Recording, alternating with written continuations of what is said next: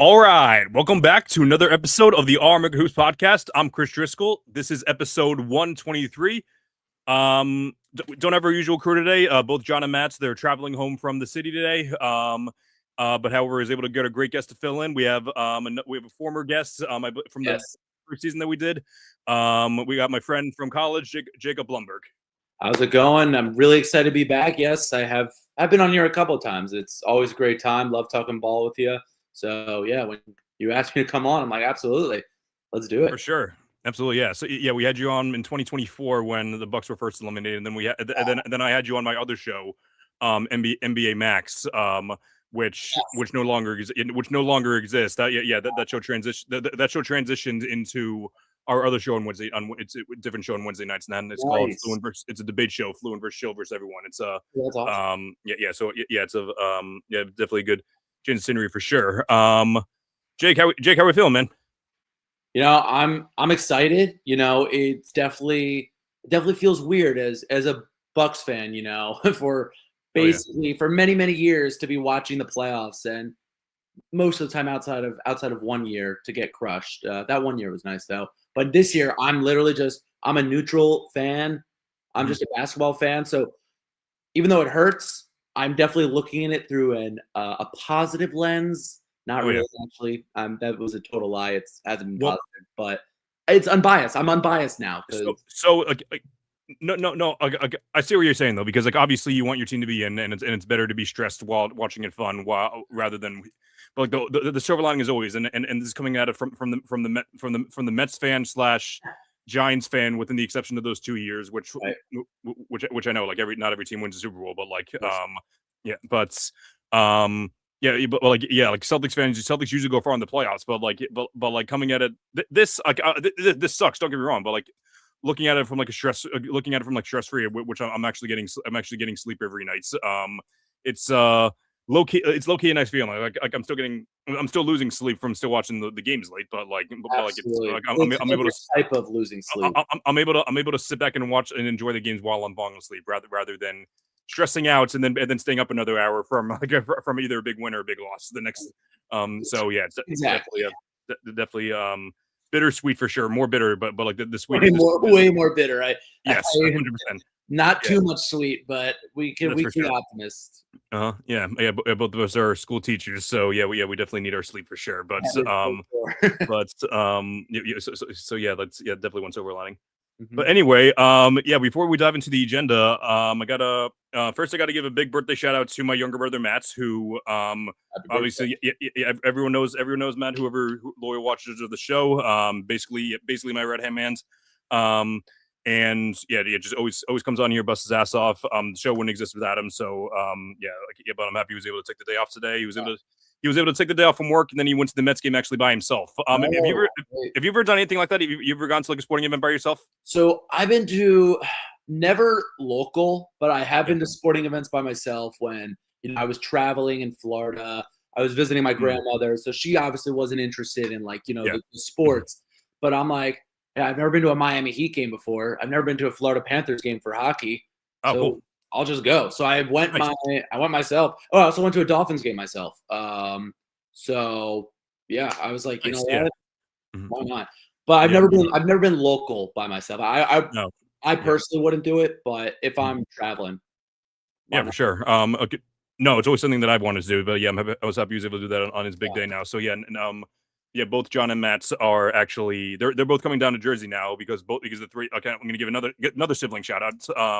The three of us are going down to Washington D.C. this weekend to watch our younger sister graduate from Catholic University. So, congrats to your baby sister. We're all super proud of you, and we're definitely looking forward to watching you succeed, even though you're not looking forward to moving home. None of us were when we graduated college, but I'm sure you can test that too, Jake. But all right, but outside of personal shout outs, I also give the other professional shout out. So NBA, happy birthday to Eddie House, Celtic champion in 2008. I always forget. I always mess up how to say this guy's names. I don't know if I'm 100% going to bush it. It's Yevis Missy from the New Orleans Pelicans. Oh yeah.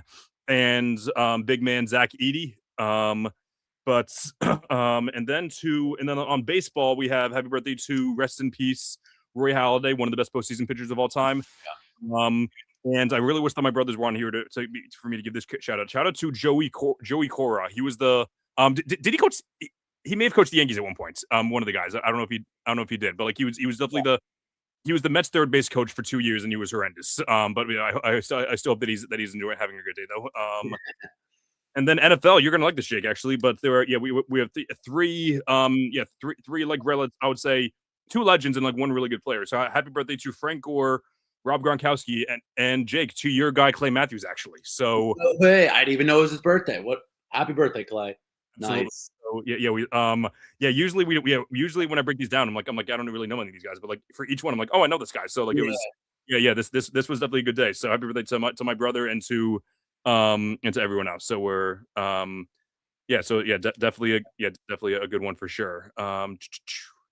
Anyway, now we'll dive into the agenda. So I'm thinking that we'll go backwards. So we'll go by most recent to all the way back. So yeah, take it away. Yeah, so the most recent game was obviously last night. The Cavs took a 3-2 lead on the Detroit Pistons. It was the first road game that they won. They're officially undefeated at home, and they had lost every game on the road in the playoffs, but now they have home court advantage again. They have to go back to Cleveland. If they win, they advance, and if they lose, they have to go back to Detroit and win another game on the road. Yeah.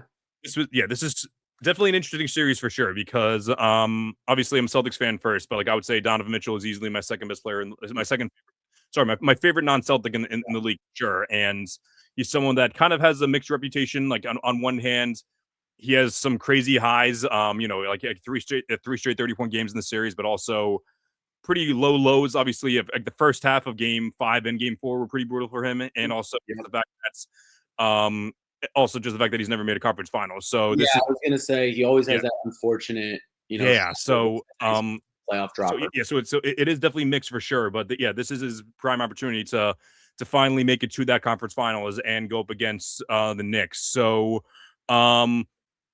I guess we can, I don't know how much of the game you watch, but like, I guess I'll just ask you this, Jake. How much of a must win do you consider this for the Cavs tomorrow? Because I actually think it's far more of a must win than people think. Even though they have the cushion, I think it's as close to a must win as a non-elimination game is. So I do not think it's a must win. So actually, before the playoffs started, probably mid season, I had the Cavs making the conference finals. And then when the playoffs came out, I marked the Cavs beating the Pistons. I first had them winning in 6, but then I said then after they started that 2-0 lead for the Pistons, I said I think the Cavs still win this in 7. Mm-hmm. So I do not think that this is a must win. Obviously, if I were them, obviously take the win so you can move on, obviously, and then you don't have to go back to Detroit. But I'm not going to say it's a must win, because we've seen what the Pistons have done. Really slow start, obviously, with the Magic. They are not a playoff experienced team, as we know. I also do think that with the Pistons, they get on these really cold streaks. We've seen it against the Cavs. And that's, I think, a big adjustment that the Pistons have to make. I just don't know if they can stay consistent. So I think if Pistons win this game, the Cavs we've seen, they can get hot, and the Pistons can get really cold. So I don't say it's a must win. Okay, that's definitely fair enough for sure.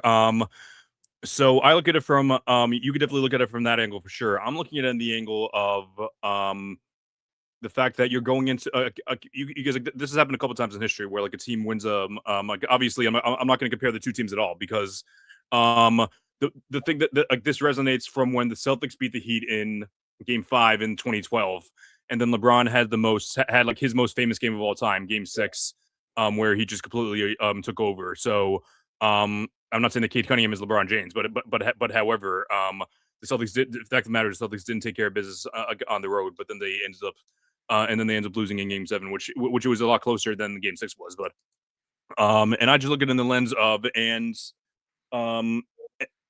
and I know that this guy gets like a lot of slander. He's probably the most slandered playoff player of all time, outside of maybe Joel Embiid. But the fact of the matter is that James Harden, I think, is the worst Game 7 player of all time. That is fair. So That is fair. yes, so I'm not saying, yeah, like it's obviously the Pistons are like a young team. Harden's more experienced, but it's happened over and over and over again to where, like, in a big game, backs against the wall, James Harden has just really never come through. Like the last time that I think the last it's either the last Game 7 or the last elimination game. I think the last elimination game that he won was actually in the bubble when they were playing like a very inexperienced Thunder team. So um obviously there's a lot more to that. If Donovan Mitchell shows up like he did in like the second half of game 4, like they should be good. Um, but also like I also think that you like I kind of just went all in on Harden, but like I'm gonna go in on guy who I'm actually a huge fan of. I think he's easily like a top 10, like one of my I should say one of my favorite 10 players in the league, Evan Mobley. I think he's I think he has potential. I think he has potential to be one of like the 10 best players in the league. I already think that he's a top 5 defender, but he's kind of giving me like Jaren Jackson Jr. vibes, which like the two of them are comparable to where they're both long, they're both tall, but they just, again, they're very good defenders. But like the main thing is they don't get a lot of rebounds, and a defender who doesn't get who like just doesn't get a lot of rebounds, like that you're kind of removing like one of the most important things in defense is grabbing rebounds. So the fact that Evan Mobley is, I don't know what he's averaging, but like I think there's been more than one game now where he's just grabbing under 5 boards. That's just not acceptable, regardless of whether you have Jared Allen on your team or not. No, I totally understand that. With respect to Mobley, I would say that I do agree. With what you said, I actually do like Mobley. He is 24 years old. 100%. So he won Defensive Player of the Year, even though obviously it was Wemby's to win, and then he got injured, obviously. But still, he's still a top defender. So yeah, I think he has a lot of room to succeed and grow from that. I do agree with what you said with Harden. Obviously, we know he's horrible with Game 7. Yeah. But I would say if this is his chance to win, I think at Game 7, I think the Pistons are his best opportunity to win that Game 7 because they are very inexperienced. Like you said with the Thunder, inexperienced team. Pistons are an inexperienced team. Cade, he's amazing. Don't get me wrong. He's young. He does not have the playoff experience. They went from being 2 years ago to one of the worst teams in history, and then last year getting kicked out of the first round. I don't think they're ready for that conference final jump yet. I think they absolutely will be. I just don't think they're ready yet. And I think with Donovan Mitchell and James Harden, even though he has his history, and a great coach from the Cavs, Kenny, I wanted him. Side note, I wanted him to be the Bucks coach, and then they went with Adrian Griffin. I wanted Kenny Atkinson from the beginning. And Kenny, I think last year, I said it from the beginning, I was like, he's amazing, but he doesn't have that playoff experience as a coach yet. So it made sense last year. I think he's ready. So I just think it's not a must win yet. But that's that's fair enough for sure. So Game 6 is tomorrow night, and the Pistons win. Game 7 would be on either Sunday afternoon or Sunday nights, depending on what time the other game, depending on if the other series goes 7. But I like the Cavs chances to win when I have to. I'm hoping that's that them coming back. I'm hoping that them coming back in multiple games now that kind of just like it would be typical for like a young team to kind of just like this breaks them up, so like they end up getting blown out in Game 6. So like I think that's a relatively reasonable prediction to make. So so like I'm thinking the Cavs are winning Game 6, but Game 7 would definitely be very interesting on both lenses because both teams have a lot to gain and to lose in their reputations for sure. But so speaking of the other series, like I mentioned, is the San Antonio Spurs are up 3-2 on the Minnesota Timberwolves. So game 1 the Timberwolves won, and then game 2 the Spurs were able to kind of figure things out. They ended up winning games 2 and 3, and then game 4 happens, and then Wemby gets ejected, rightfully so in my opinion, in the very beginning. Great to throw. I mean, it was 100%. So the Wolves end up winning that one. and then game 5 happens, and like the Spurs just look like the like, even though they're the younger team, they just look like a much more prepared team. So I don't know the vibe you're getting, but like I'm more so just thinking like the Spurs have the Wolves have been like very unlucky with their injuries. Obviously, Dante tearing his Achilles, even Ant looks like about like 85% of himself now, but like still it's not 100%. Yeah. It just feels like a lot of like the magic dust is just kind of wearing off, like where they're like running on fumes. But like now they're going up against like an actual great team with legit defense, and like when all their best players are on, they're just so much more talented than the Timberwolves. Even if Anthony Edwards has like the has like the more playoff experience, and like the most playoff ready out of everyone, including Wemby. So Yeah. Yeah, like I've criticized Anthony Edwards in the past, but like I've come around to him like in the past year, given how awesome he's been in the playoffs like the past 3 years now. So, but at the end of the day, like I do think the Spurs are just the clear-cut better team, and I do think that I think it would take a lot more than it would take like a lot more magic for the Timberwolves to be able to close out the game 6 and 7. But I don't know what you think. Yeah, so I was really excited to talk about this one because outside of the Milwaukee Bucks, of course, two teams that like I definitely do follow closely are the Spurs and the Timberwolves because Mhm. I love Wemby and I do love Anthony Edwards. Actually, outside of the Bucks, as you said, your favorite non-Celtics player was Donovan Mitchell. My two favorite Mhm. non-Bucks players are Edwards and Wemby. So I was like, Yeah. this is an exciting matchup because I'm like, yeah, it's a win-win for me. But I said this from the beginning. I think Spurs win it all, like the entire Mm. thing. Okay. Uh, I've also said this from the beginning. Timberwolves were going to beat the Nuggets because every year, no matter how Mm. poor the Timberwolves do in the regular season, they turn it up for these playoffs. Oh yeah. I mean, we've seen it these past few years as they made it to the conference finals the past 2 years. They can be a 6 seed, it doesn't matter. Anthony Edwards, he has that playoff mentality. That entire team, they have that playoff mentality where they just turn it up. So, but here's the problem.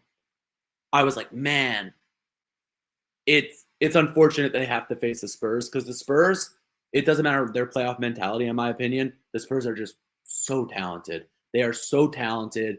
And I said Spurs in 6 because I do like the Timberwolves. They have that playoff mentality, but yeah, I think they're just trying to play keep up with the Spurs, where they're just trying to keep it close. They're really, really trying. They got lucky with that ejection.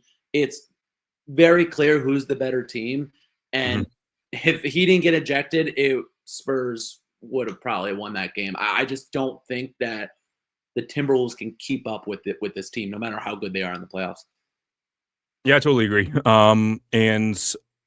And I said that Donovan Mitchell is my favorite non-Celtic. Rudy Gobert is definitely one of my 5 or 10 favorite non-Celtics as well. He's And I know he gets so much hate, and it's really unfair because I also enjoy him. He gets a lot yeah, of hate for yeah. Like, so I was able to convert my to convert Matt to being so like I always say that I'm the vice president of the Rudy Gobert fan club, with the president being Tyler from Hoop Venue. He's the guy that I debated on the fan club, like the Jokic debate, like I'm sure you saw. But yeah.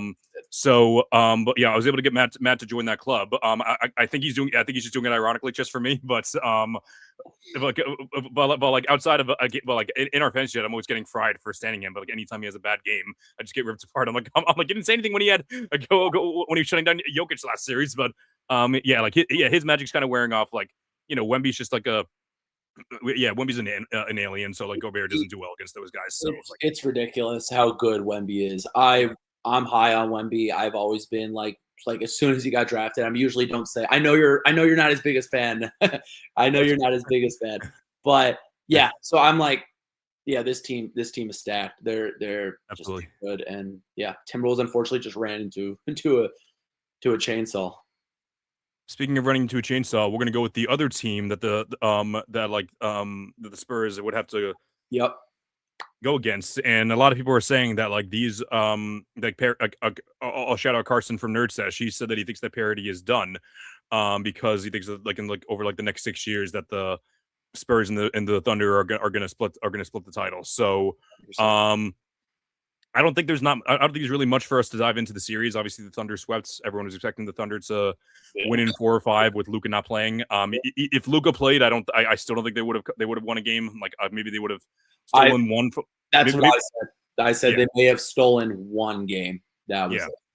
And so they would have stolen one from like offensive explosion, but like their defense would have been worse because like Marcus Smart would have had to play fewer minutes. He was the one that was slowing down Shea. So yeah, I don't think there's anything for us to learn from the series in general. And like we already know how great the Thunder are. I guess the scariest thing is that Shea hasn't been playing well, but meanwhile the Thunder are still 8-0. So for them, I mean, they can just I mean, he could play badly, but that team is so stacked. Absolutely. So, yeah, I guess we'll let's talk about the Lakers for a minute, just because I think that they're in a very interesting position for sure. Yeah, sure. So I guess we'll do what any team does for what any media person does first and talk about LeBron, because even though this thing's more interesting in the series, I think we just gotta address it. So for the 4th straight season, LeBron James is retiring. But after getting but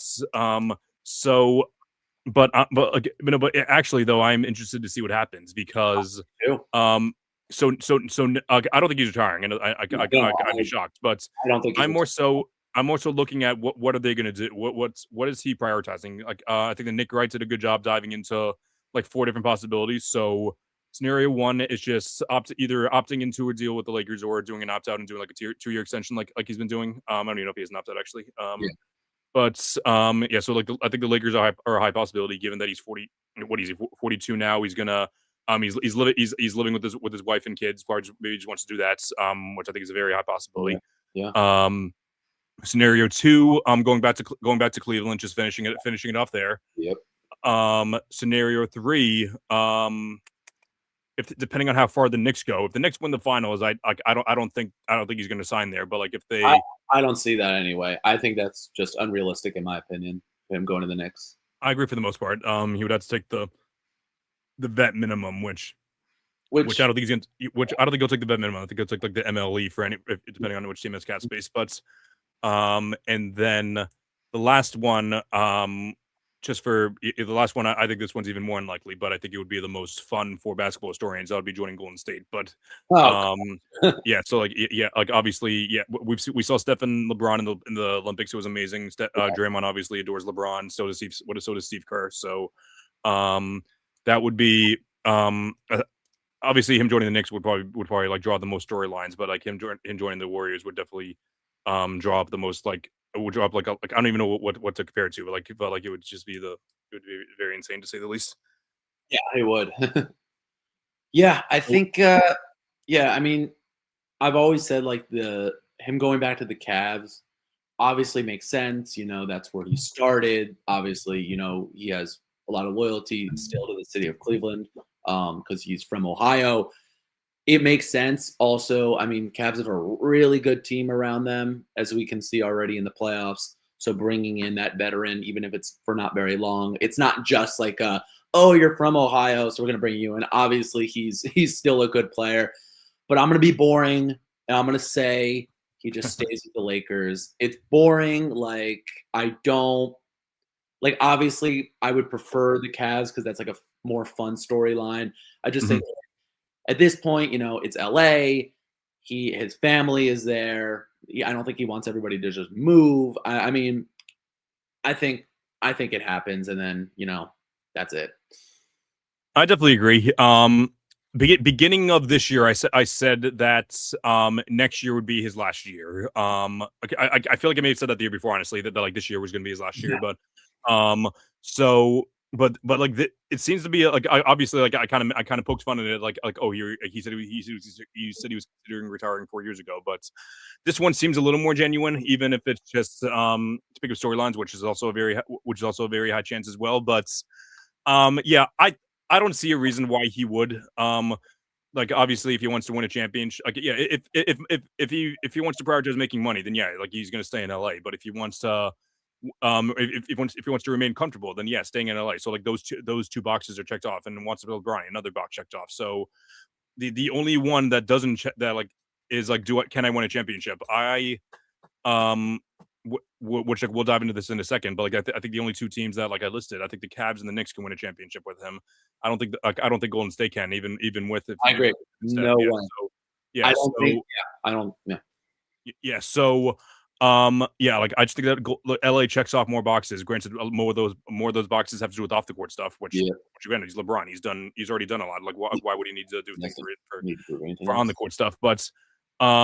But notice how I said I don't think the Lakers can win a championship, and I stand by it just because I think that LeBron was it was kind of like the first time like it's interesting because like we said it was like LeBron's first time being the third option. I still like I know that Reeves had like a great season. I still didn't see him as a better player than LeBron. I still saw LeBron as better. So but Reeves is due for a serious max contract this year. And I think the Lakers are going to pay him it, and I wouldn't necessarily say it's a mistake, but however, I do think that it's going to put their team at a serious limitation because I think that Luca and Reeves are both two ball dominant guys Yes. who don't play any defense.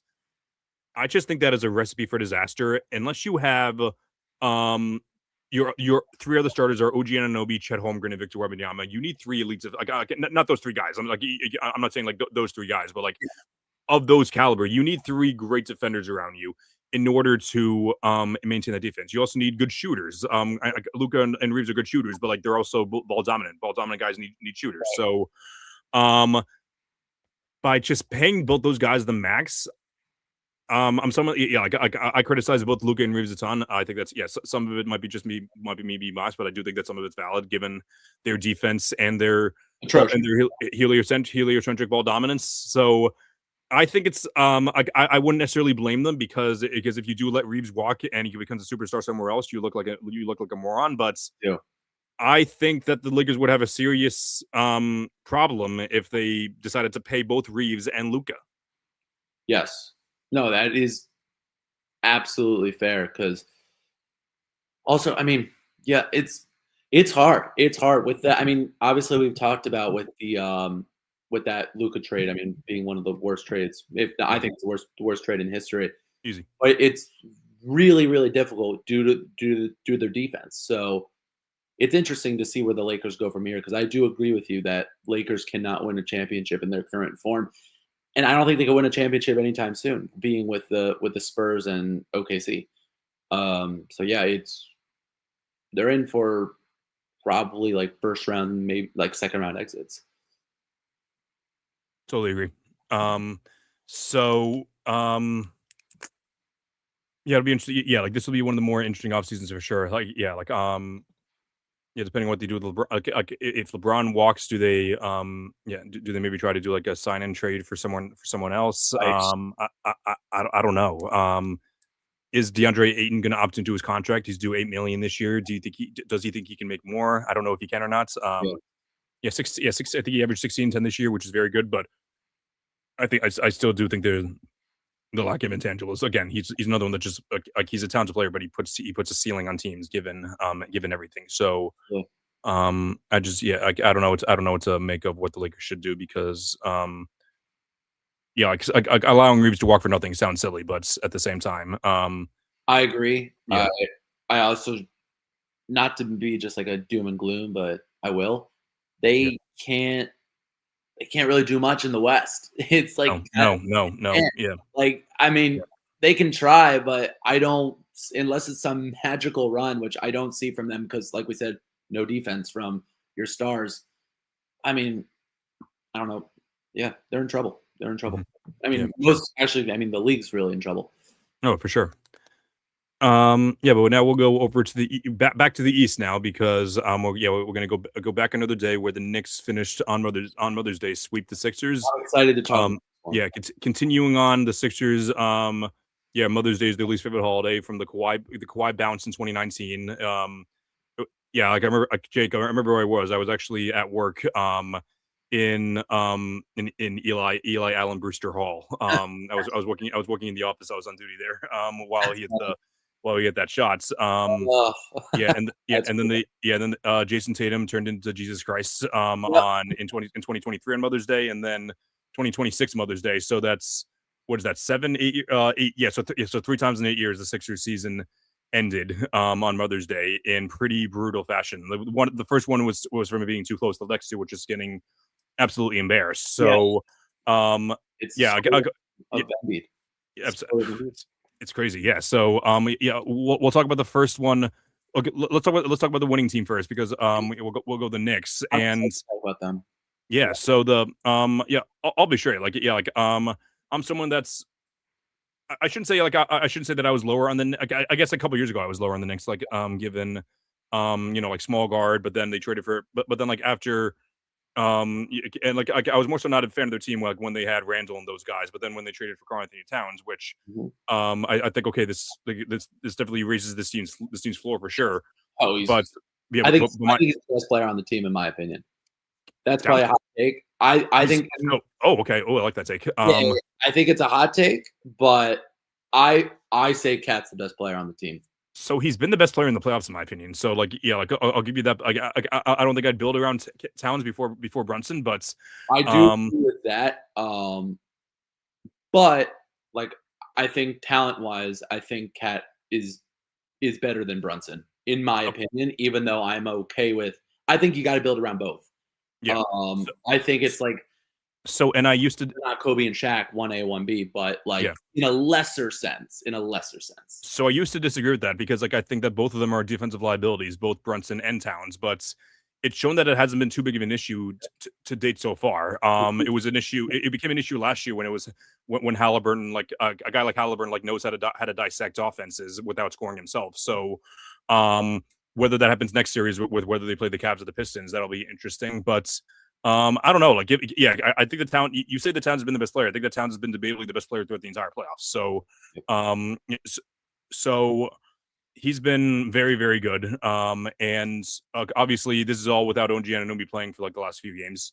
So, I don't know whether he's gonna be back or not. Like, I know that Mike Brown. I personally think he will because I thought from what I saw that he could have came back, but because they were destroying Philly, it was like, why? Mhm. From what I'm not an insider, so I can't confirm that, but that's my prediction. Okay, yeah, yeah, that's fair enough. Yeah, like, that Mike Brown said yesterday that like he like had just started 5-on-5 activity yesterday, which is usually pretty discouraging words in the playoffs. But True. so I just don't know if yes, they're not rushing him. Just I yeah, think I I'm not personally sure think they either. would Yeah, have him more if they were having trouble with Philly. I just think there's no I need. agree. I agree with that part for sure. So so I don't. Yeah, like I'm not really sure if this team could be the Thunder or the Spurs, given their defense, and I think that's excuse me, yeah, I think that yeah, SGA would have to like break down like a lot of their mismatches. Like I think in that case you would need to kind of like slow down the guards, but then and you play a team, but then also like Chet would have to match up would have to like do like a lot of scoring on Towns, like stretch out the offense. Same thing with Wemby. Wemby would always still stay in the paint, but like Yep. he's like so much more physically powering than Cat. So um I don't know. Like, I think the Knicks can win the championship for sure. Yeah, like I used to say no way because of the roster construction with your two best players being bad on defense, but I don't know. Like, yeah, like they have been playing much better on those ends. So, Mhm. I think that all bets are off as far as it goes. But now that they made the conference finals for back to back years, as long as they put up a good fight in this series, yeah, I think that anything's possible. Yeah, I'm really excited to talk about the Knicks because not to toot my own horn here, but before the season started, and I have many witnesses for this, I said Knicks win the East. I said Knicks win the East. I said this is the year they do it. And in my opinion, I said if Knicks don't win the East this year, they're not winning it. They're just not winning it. This is the year with all those injuries that started at the end of last year and going into this year and all the dysfunction in the East. I said this is the best opportunity that the Knicks can have, and they cannot mess this up. Now, I said Spurs win it all. I don't think the Spurs or the Thunder lose to the Knicks. I think the Knicks can win the East, but I said whoever wins the West, they're going to, and which most likely being those two teams, they're going to beat the Knicks or they're going to beat any of the Eastern teams. However, I said Knicks are going to win the East because they are such a deep team. Sure. They have so many good players. They can hit you in every which way. So I do believe that this is the next year to win, and we've seen it. They've been so dominant after they had those terrible losses to the Hawks. They completely switched gears. I don't know what they said in that locker room, but it's been a completely new team. I think they were just downplaying some of their opponents, and then they realized like, oh no, we're better than them. We can't be doing this, and it's just and we see it.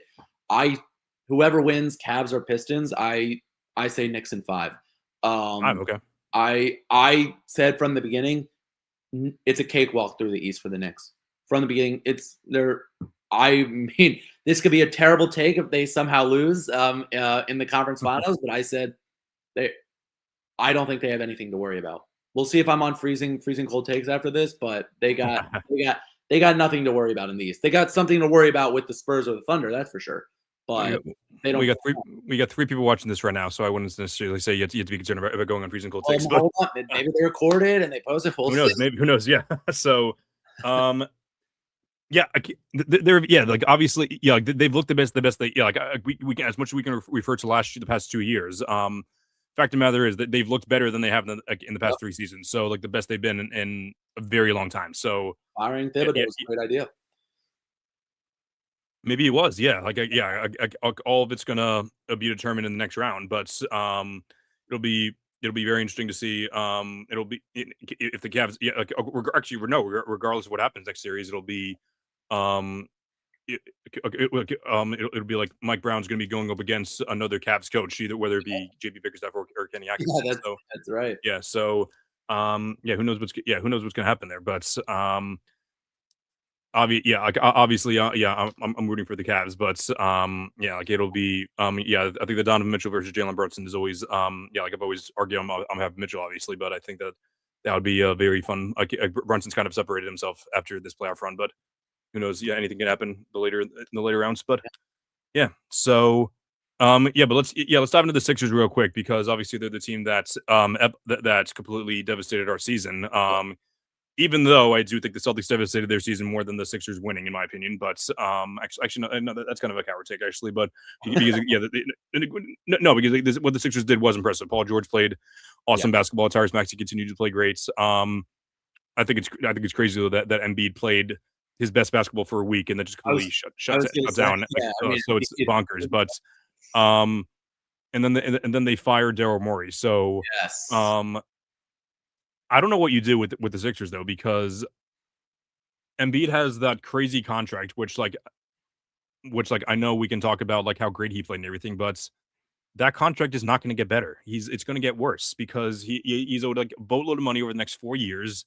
And even Paul George's contract, he only has like 2 more years left, so like that's not as bad as Embiid's, but yeah, let's be honest, like if they just beat the Celtics, that's awesome, but they're not going anywhere. So I don't think you can trade Embiid because I think I think at this point you would have to attach draft picks. You'd probably do the same thing with Paul George, but that's too much. I guess like maybe I guess firing Morey, which is a good reason just to turn the page. But at the same time, this whoever they're hiring, I know that Bob Myers is the one running the search process, but like the same time, the guy that goes in is going to be like, okay, what the hell am I supposed to do now? Because we're in cap hell. I don't know how many draft picks we have, but it's. I don't know. Like obviously, Tyrese Maxey and VJ Odgecombe are 2 very good players to build around. Like obviously, that's like any GM would sign up for that. But when you're like, oh, good, two great guards. We're paying one of them a lot of money. The other one's on his rookie deal. That's awesome. But then you look down the roster. Oh crap! 2 of our starters are getting paid over 100 million between just the 2 of them, taking up like 40% of our cap space. What the hell am I supposed to do with this? So, yeah, it's easy to say trade Embiid, but like when you have to attach at least first round pick to that, it's harder to do that. I think they just have to eat it because there's nothing they can do. In my opinion, Embiid is not winning a championship. It's not going to happen. I think they have great player. Edgecombe, he's amazing. Maxey, of course, we know how he is. So they have these pieces, like they have these players where it's like gives you that optimism. But I just think like Embiid on your like Embiid, unfortunately, it's just not going to happen. I think it's also it's a health thing. I mean, the best ability is availability, and unfortunately, Embiid has suffered many injuries in the past. I think the 76ers have did a terrible job handling his injuries in the past. This is the result of what's happening now. It's unfortunate. It really is, but I just don't think, given the health of the 76ers, that they're ever able to win the East, in my opinion. Couldn't agree more. So, yeah, I guess we'll have to see who they hire and what the direction of the franchise is going to go. But yeah, I feel like I feel like they're just going to kick the can down the road because that's all they can do. But That's it. Just keep going. yeah, but now we'll go into our favorite to one of the things I want to talk about the most. So, obviously, I wanted to have you on the day that Giannis was not traded at the trade deadline, but so that was unfortunate. So we could talk crap about Shams Charania the entire time. We weren't able to do that, but who knows? Maybe I'll have you back on over the offseason when he doesn't get traded again. But Yeah, exactly. yeah, like I literally just pulled up this. I just gone on Twitter to see if there are any updates, which this could be nothing burger, but Zach Lowe, probably like one of the most famous NBA podcasters, said he released this afternoon said regarding Giannis, I had breakfast with an agent, a very high powered agent the other day, and he was like, I'm still betting no trade. Let's see how many times that gets mentioned by the aggregator accounts. So that's so like that's like the latest I've heard about Giannis. I know that Shams tweeted out the other day that like they're fielding offers now. So I'm just wondering, as Bucks super fan, where is your head at right now with Giannis? Do you think he's getting traded? Do you want him to get traded? What is your mindset? It is exhausting. Yes, These it is. past couple seasons, I mean, I have never seen this. Like the obsession. Like it's like, okay, do you just want him to leave Milwaukee? Like it sounds like the Mhm. NBA does, because it's like, oh my goodness, so many times.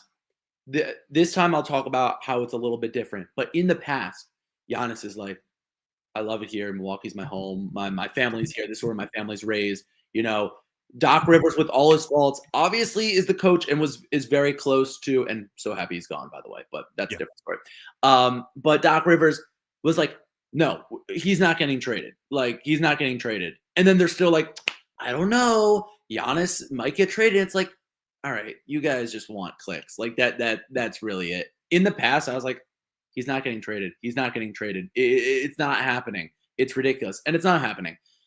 Now, I don't, obviously, I love Giannis. He's like my favorite player ever. Mhm. If he gets, I don't think the Bucks, and this hurts for me to say, I don't see the window right now for them to win a championship. Um, it, they have made too many moves that were scared moves, quick moves that they were like, let's just do this, let's do this, let's do this, let's do this. It all started with firing Coach Bud, and it all went downhill from there. Um, and I think they have done too much problems, because guess what? This should have been the gap year. And if they were smart, they would have said, this is the gap year. Let's keep Dame. Let's get him healthy. Move on from that. And we'll focus on next year. And then there would be, oh, I can see the path. I can see where they're going. Unfortunately, they said, no, let's get Turner, who had a really disappointing season. Let's do this. Let's do that. And it's just, they're doing too much. They're doing too much. They should take a look at their other Wisconsin sports team and the Green Bay Packers and how they run things. I think somebody should go into the Bucks front office and talk to them, because they really should run it like them. They're too scared, and it's ridiculous. So I have made my peace. In the past, I'm like, I can't see Giannis get traded. I can't see Giannis get traded. At this point, I made my peace with it. I think this is the most likely time that it happens now. I didn't think it was going to happen in the trade deadline. I said there was a 0% chance. I was like, everybody's like, oh, he's going to get traded. He's not getting traded. Yeah. Now this is the most that I can see it happening. Do I think he will? No. I do think he's going to be a Bucks. I think, to answer your question after that long story, but I do think he's going to be a Buck next season.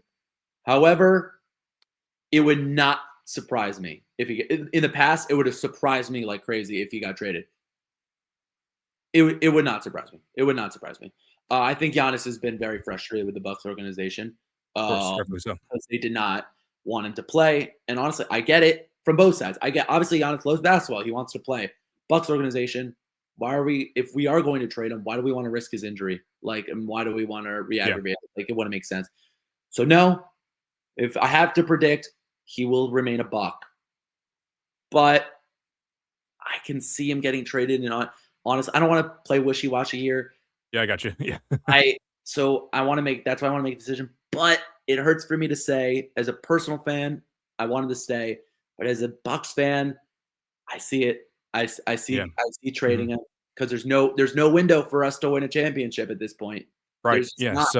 So I rather take the prime superstar who's obviously aging, and his contract's going to be up, and then we lose him for nothing, and then he goes to somebody else, and then we don't get any pieces. Right now, we could get a bunch of pieces. We could get a young player. We could get first round picks, and we're still not going to win. However, at least we are resetting. So it hurts for me to say it, but yeah, I don't think Bucks are going to do it though, because I think they're just going to stay loyal.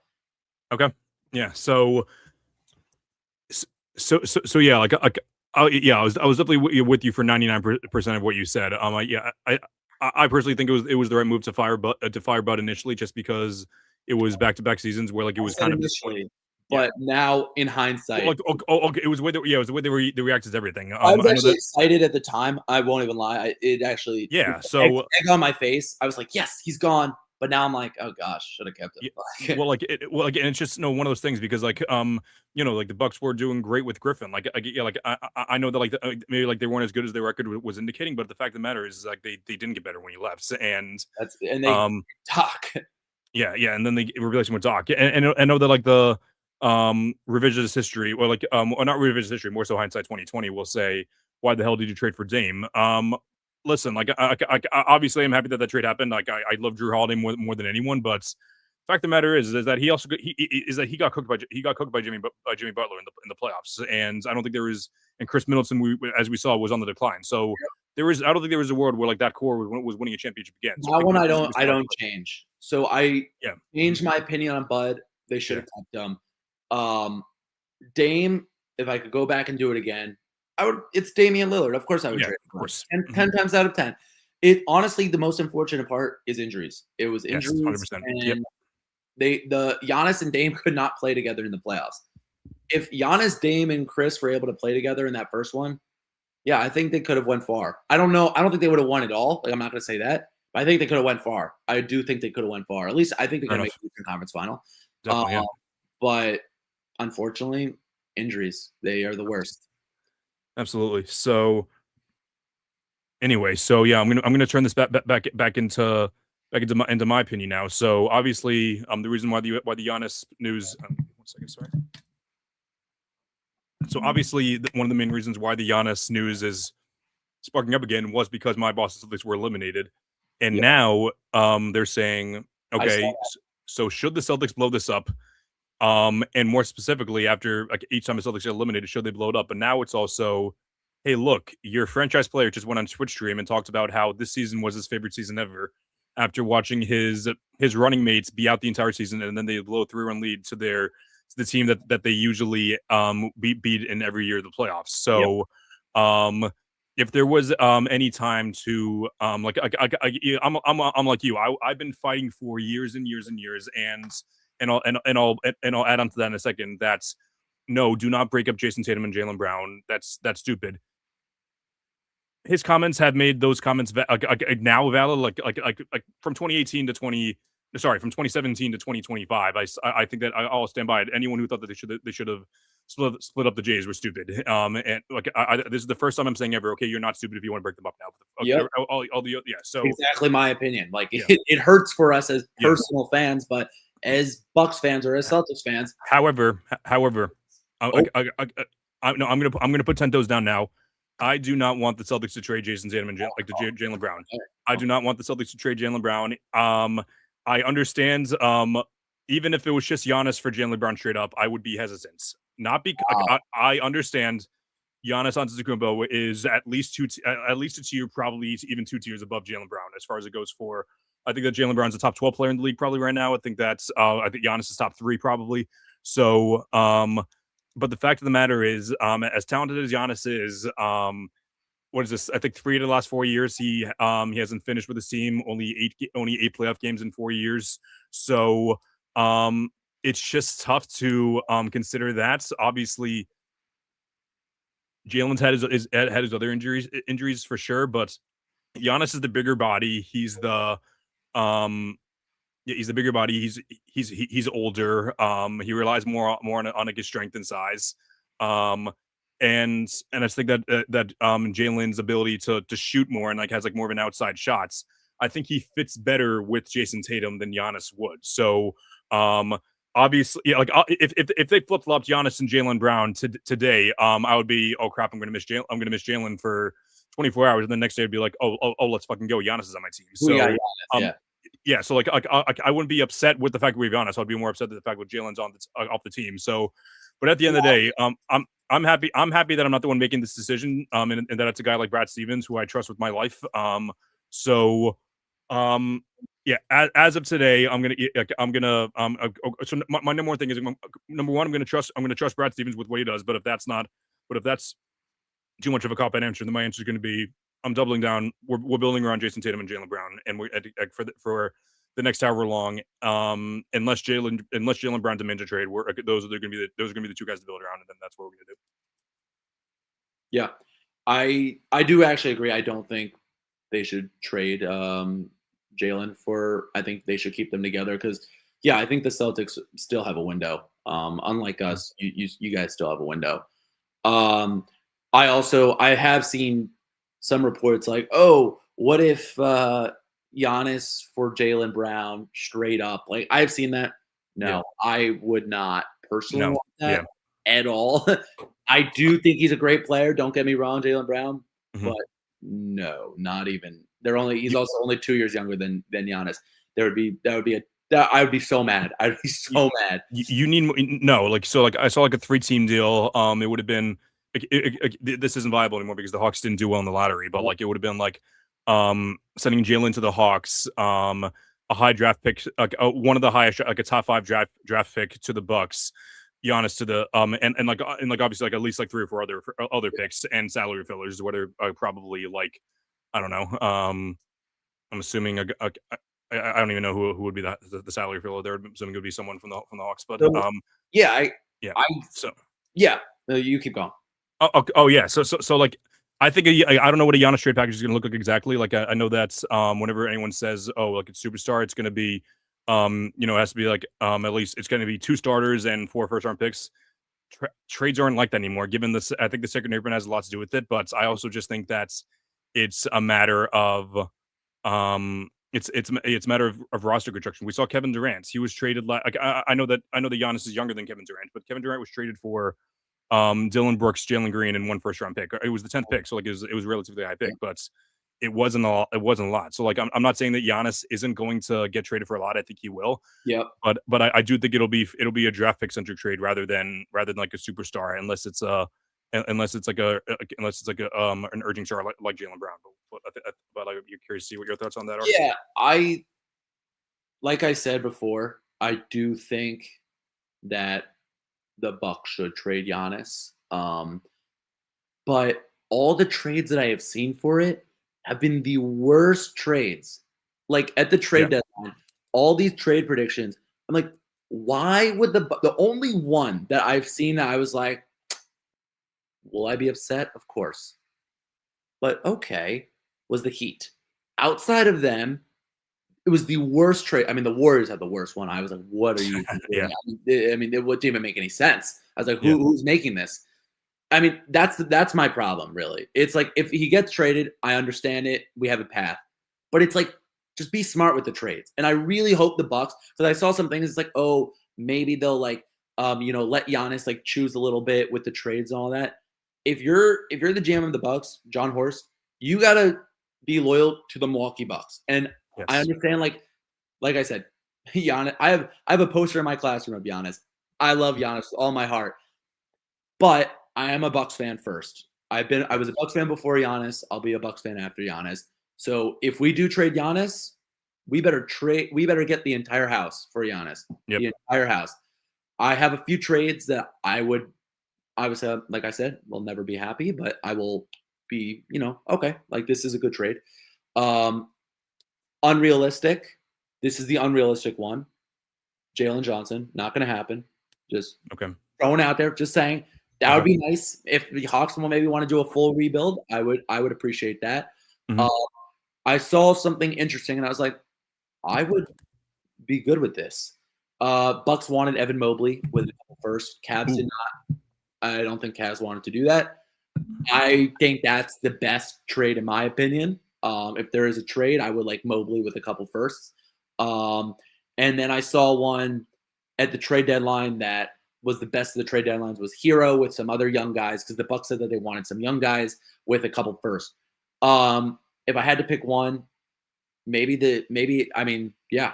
the Cavs. Honestly, that would also help the Cavs too because if they lose to the Knicks, let's say, they get Giannis, Donovan Mitchell. Whoa, that is. And have a great coach with Kenny. Mobley with a couple firsts. Yeah. I could see if that is an option over the summer. I think I would change my mind. I don't think Giannis would be a Buck next year. But outside of that, maybe the Heat. Outside of that, I don't see the Bucks trading Giannis. All right, good stuff. So yeah, I guess we'll obviously we have a month until the offseason. So but yeah, the Bucks are allowed to trade for Giannis before that. But but yeah, like I'm thinking like if we don't hear Giannis getting traded by, I'm gonna say July 22nd. I'm gonna set that date. If Giannis isn't traded by July 22nd, I think he's gonna be a Buck. Come October. So that's what I think. But yeah, so yeah, that's about all we have. But thanks for Jake, thanks for coming on such short notice. Really excited. Of course, yeah. So yeah, we'll definitely have you. We'll definitely have you on before the off season for sure. Sorry, before the beginning of next season for sure.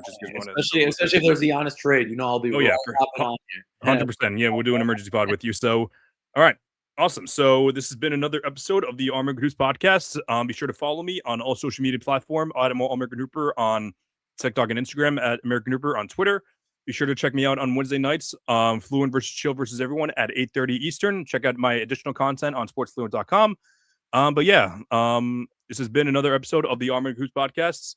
Until next time, keep grinding and stay hooping. Have a great night, everyone. Have a good